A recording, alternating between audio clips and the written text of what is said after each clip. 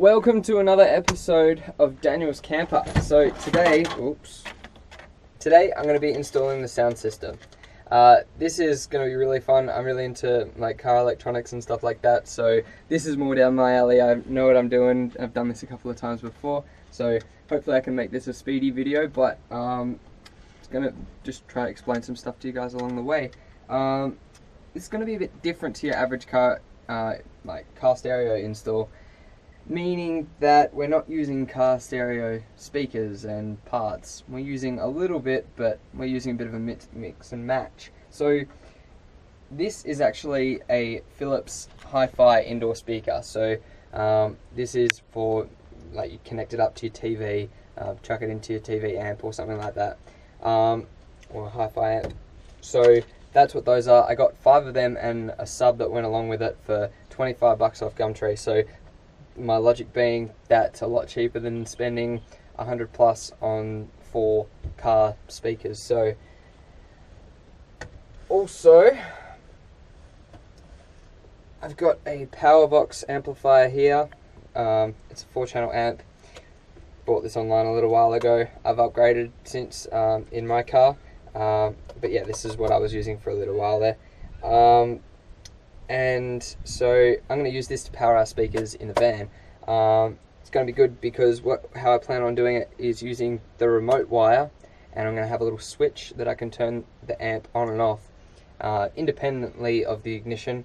What's good about that is that we can just have music whenever we like. So if we're stopped, the car doesn't have to be on and we can still listen to music, and then we can have it on when we're driving as well. What I've decided to do is mount 2 speakers in the front and two speakers at the back. So now the back 2 speakers are up and they're looking pretty good.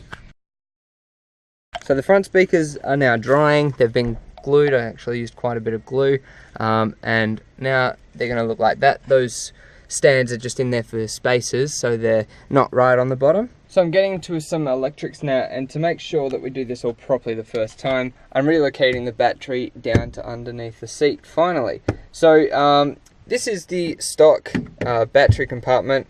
This battery is too big to fit in this stock compartment. That is because the guy bought it off had upgraded the battery, because these came originally from the factory with the same kind of batteries you get on like motorcycles and like scooters and stuff like that. So it's pretty small batteries. I have run the cables through there. I'm going to get rid of this power outlet because it's only a 12-volt outlet and we're not going to be using that. So here are the power terminals, and I'm just going to secure the battery back into that little slot there. So I've moved our house battery into this slot because that fit better, but I've now moved the started battery here, and I've cut this power outlet off, and we can just stick that behind there so we can see it, but I might get rid of that cable altogether later. One thing we'll need to build is a little bracket that stops this thing from sliding around, but those cables hold it in place for the meantime. But yeah, that's something I'll probably do. So I went to the store today and I've got some bolts here. So these are proper-ish terminals. They cost me like 40 cents each from Bunnings, but they fit like a glove. So these screw in pretty much, and I can tie them down and secure these cables in place. So now I've run these cables through, and we just have to connect these up to the amp now. So I've got a little latching switch now that I've just wired up, and I'll plug it in a second, and that's how we'll turn our sound system on. So when the switch is on, the sound system will come on, and when I turn it off, the sound system will turn off. So pretty much we've got our switch, we turn that on, the amp comes on.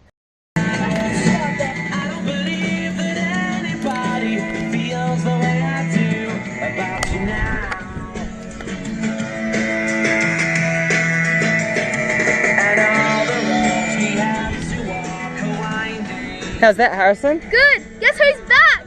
Me! Yeah. Next time we paint the van.